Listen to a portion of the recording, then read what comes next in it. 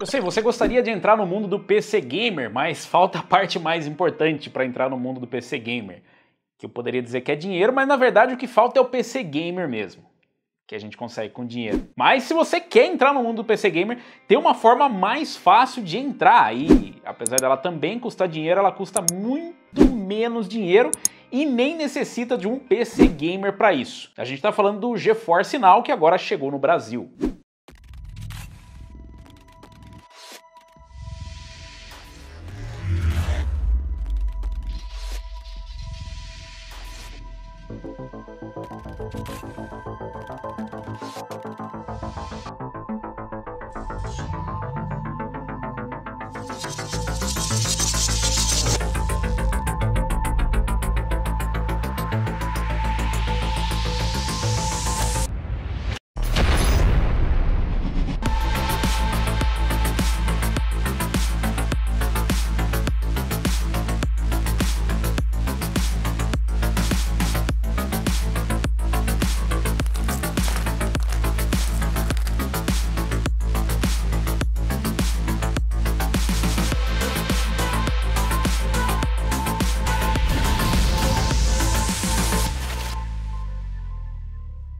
E caso você ainda não esteja familiarizado, o serviço já estava disponível em outros países e funcionava muito bem. Aliás, funciona muito bem e agora ele está disponível também no Brasil. O serviço finalmente chegou às terras tupiniquins e chegou num momento muito bem-vindo, onde nós temos cada vez maior dificuldade em conseguir montar um PC.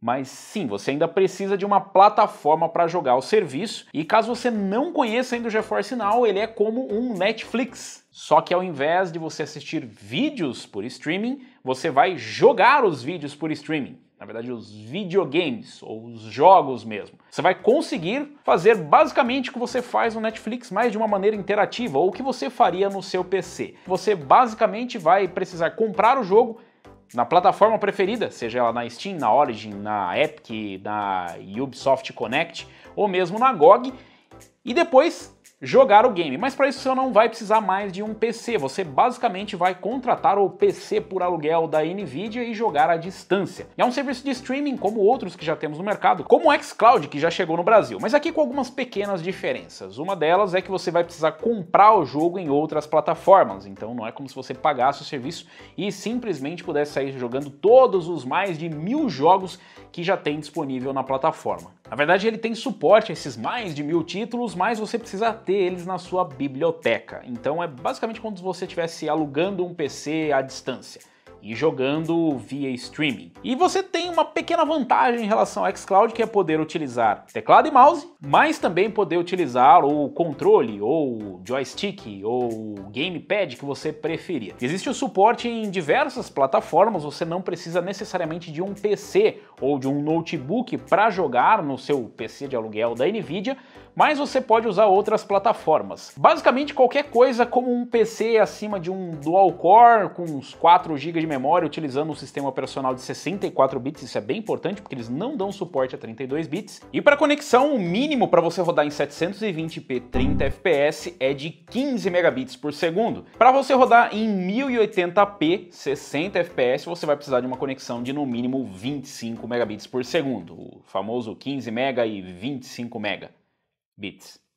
por segundo. Essas são as resoluções e FPS disponíveis, então você não consegue rodar, por exemplo, em 4K, 30, 15 FPS jogáveis ou 60 FPS, mas você consegue ali em 1080p até 60 FPS. Você consegue jogar em diversas plataformas, como em Mac, assim o seu amigo que não conseguia jogar jogos de PC agora vai conseguir rodar no Mac dele. Dá para você rodar no Mac, para você rodar no seu iPhone, no seu smartphone Android, na sua Smart TV Android, no seu navegador e até no seu Chromebook através do navegador Google Chrome. Você ainda pode utilizar nas plataformas compatíveis o aplicativo do GeForce Now, que eu realmente recomendo. Apesar de funcionar muito bem nos navegadores, o aplicativo, conforme eu testei aqui, parece bem mais estável. Então você pode escolher uma das plataformas de sua preferência e começar a jogar jogos de PC em praticamente qualquer lugar que forneçam esses pré-requisitos, como por exemplo conexão e tudo mais. Pô, Robson, mas tá complicada a situação, mas nem conseguir pagar um serviço qualquer de streaming vai tá dando. Eu realmente tô sem nada. Eu até tenho aí uma plataforma para jogar, mas eu não tenho dinheiro.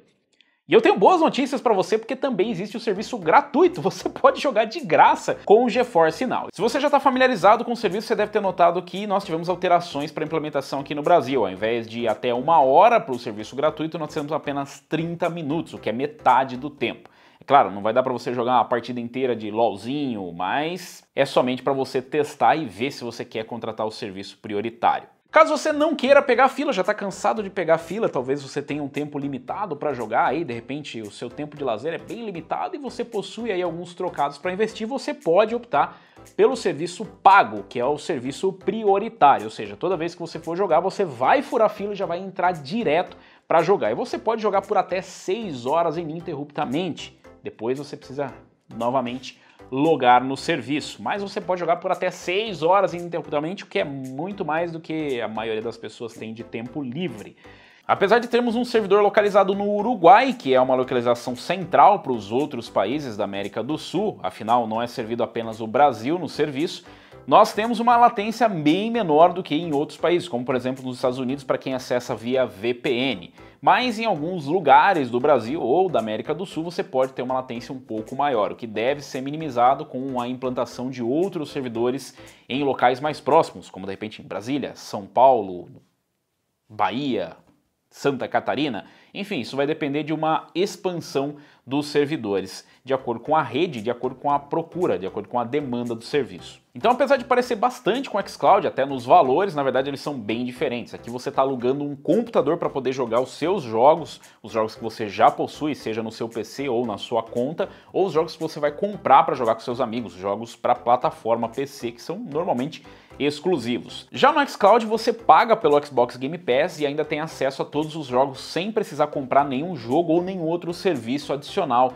que já tenha na plataforma. E caso você resolva jogar no seu smartphone, entra mais uma pegadinha. Se você não possui a conexão de 5 GHz no seu roteador, é melhor você procurar um roteador com 5 GHz. Afinal, é o recomendado pelo serviço e se você utilizar a conexão de 2.4, você pode encontrar algumas dificuldades na conexão. Eu fiz o teste e realmente 5 GHz funciona, 2.4 realmente não é recomendado. Caso você esteja utilizando no PC, você deveria utilizar a conexão via cabo. Sempre que possível, utilize via cabo e caso não seja possível, Wi-Fi 5 GHz. Ah, mas eu não quero gastar dinheiro com jogos. Então, tem jogos gratuitos. Inclusive na Epic. É bom lembrar que os jogos gratuitos da Epic são de graça, você não precisa pagar nada na plataforma. Ou mesmo para jogos como Fortnite, CSGO, Apex Legends, enfim, diversos títulos que são suportados e alguns gratuitos. Para ter o acesso você precisa só criar a sua conta e entrar na fila. É claro que a fila pode variar de acordo com a demanda nos servidores e esse serviço ele custa aqui no Brasil R$ 44,99 por mês ou R$ 40,50 por mês se você quiser fazer o plano semestral. Então se você quiser pagar só aí uma vez por mês e mês que vem eu desistir, R$ 44,99 ou se não, de repente você pode optar ali pelo plano já de 6 meses e pagar ali R$ 40,50 por mês. Lembrando que além do acesso prioritário, você tem acesso aos gráficos RTX, aos recursos RTX que não estão disponíveis no plano gratuito. E com isso você também vai ter a chance de testar os games com Ray Tracing, mesmo que seja através de streaming, você já vai conseguir rodar com Ray Tracing, coisa que a maioria das pessoas não consegue, afinal tá bem difícil conseguir uma RTX. E se você tá pensando, mas qual é o poder de processamento exatamente desses gráficos RTX que eu vou conseguir aí por R$ 40, R$ 45 por mês? Bom, o que você vai ter é algo em torno de uma RTX 2060 e uma RTX 2080. Por que algo entre uma 2060 e uma 2080? Porque na verdade o que nós temos ali é uma GPU que não é uma GeForce, como estamos acostumados, na verdade é uma GPU específica para essa finalidade e ela tem o poder de processamento de uma 2080, mas com 16 GB. E o que acontece é que dependendo do game, dependendo da demanda, o próprio serviço vai identificar se você precisa utilizar a GPU completa ou só metade da GPU. Caso o jogo não precise da GPU inteira, ela vai ser dividido e você possui esse poder de processamento para poder fazer os ajustes dentro do jogo. E se você está pensando, mas dá para eu ficar mexendo nos gráficos? Sim, dá para você fazer ajustes gráficos, dá para você colocar tudo no talo, mas é importante lembrar que a gente tem uma limitação no poder de processamento e, segundo informações da própria NVIDIA, o que o serviço faz é utilizar o GeForce Experience para fazer a otimização, coisa que você pode fazer inclusive na sua GeForce em casa. Ele faz ali a otimização para rodar algo entre o médio e o alto na qualidade. Então, você até pode chegar no Ultra, mas é importante lembrar que talvez a GPU não tenha esse espaço para subir até o Ultra. Afinal, uma 2080 para rodar em Full HD ainda é bastante coisa. Na pior das hipóteses, você vai ter metade desse processamento, que vai estar caindo ali na casa da RTX 2060, e ele só vai chegar a essa conclusão se for suficiente para rodar ali no médio alto a 60 FPS. Mas em alguns jogos como CSGO, Fortnite ou jogos similares, você pode otimizar para conseguir mais FPS e diminuir um pouquinho o tempo de resposta, mas ele ainda vai morrer ali dentro da latência que você tem para o servidor. E essa é uma latência bem baixa para os padrões atuais e principalmente para esse tipo de serviço. É claro que estando localmente aqui no Brasil, com servidores fisicamente mais próximos, tende a diminuir a latência, mas pelo menos nos testes que eu fiz aqui foi muito boa a experiência, mesmo em jogos que exigem um tempo de resposta mais baixo, como por exemplo em CSGO. Em relação aos jogos disponíveis para a plataforma, apesar de serem mais de 1000 títulos, nem todos que estão ali presentes na Steam, na Origin, na EA Play, na Epic e na GOG estão disponíveis na plataforma. Isso depende de uma certificação das publishers, que dizem se o jogo vai ser compatível ou estará disponível na plataforma. Nós temos alguns jogos, por exemplo, da EA que não estão presentes. Nós temos o Battlefield 1, mas não temos o Battlefield 5 e também não sabemos quando e se teremos o Battlefield 2042. Apesar disso, nós temos uma gama bem interessante de títulos disponíveis e atuais, principalmente aqueles mais jogados, como CSGO, Fortnite, Apex Legends, League of Legends. E até mesmo alguns mais underground, como Squad e Hell Let Loose, que muita gente joga. Não joga, mas deveria, porque o jogo é muito bom e eu também testei por aqui, porque é um dos jogos que eu curto bastante. Além disso, no GeForce Now existe uma campanha onde toda quinta-feira eles adicionam novos títulos, como por exemplo, recentemente tivemos a adição de Far Cry 6, que acabou de ser lançado, então ele já é compatível, você pode comprar e jogar no seu PC de aluguel da NVIDIA. Eles também costumam adicionar os jogos gratuitos da Epic, toda semana nós temos jogos gratuitos na Epic e em seguida já está disponível ali no GeForce Now. E como é a experiência jogando no GeForce Now? Bom, eu tive a oportunidade de testar antes do lançamento, quando a Abia disponibilizou o serviço beta aqui no Brasil, e nós já tínhamos acesso ao mesmo servidor que vai ser utilizado depois do lançamento. É basicamente o mesmo serviço que vocês vão receber, só que com acesso antecipado. Eu testei aqui alguns jogos que eu podia ter parâmetro, ou seja, que eu joguei também no meu PC localmente e joguei via streaming para ver qual que era a diferença. Então, vocês não vão ver comparativos do Fortnite, por exemplo, que eu não costumo jogar localmente, mas sim, a experiência jogando foi bem boa, já que eu não tenho parâmetro jogando localmente, exceto em benchmarks, mas foi muito boa a experiência em praticamente todos os jogos que eu testei. E curiosamente, no jogo que eu imaginei que teria o maior impacto, como o CSGO, por exemplo, que é um jogo que exige uma latência baixa, um bom tempo de resposta, foi um dos jogos onde eu tive a melhor experiência. Não tive grandes problemas com a decodificação, ou seja, na hora de montar novamente a imagem, afinal ela vem comprimida e depois ela precisa ser remontada na sua frente. Não tive grandes problemas com o tempo de resposta, é claro que isso pode ser só o meu lag cerebral, ou seja, eu posso ser só mais lento do que todo mundo mesmo e não perceber tanto a latência. É claro que é perceptível uma diferença de latência em relação a você jogar no seu desktop localmente, mas eu diria que para quem não presencia, para quem não faz esse teste, ou quem não tem um PC capaz de rodar com uma boa capacidade, ou nem tem um PC, vai se divertir bastante, vai conseguir jogar com seus amigos e de repente fazer uma integração. Se você tem ali um Chromebook, qualquer coisa bem mais simples, você vai conseguir ter uma boa experiência e se divertir com a galera. É claro que se você vai jogar competitivamente, é bem difícil recomendar esse tipo de serviço, assim como é difícil recomendar um PCzinho muito básico para jogar nesse nível. Mas em todos os games que eu testei eu tive uma boa experiência. É claro que eu tive alguns problemas, eu tive alguns crashes, os jogos chegaram a fechar em alguns momentos, mas foram bem raros e consegui ter uma experiência bem consistente em todos os jogos. Em games como The Witcher 3, por exemplo, a gente conseguiu uma boa experiência. A qualidade gráfica fica bem equilibrada, a performance fica muito boa e por ser um jogo modo história, você consegue aproveitar bastante.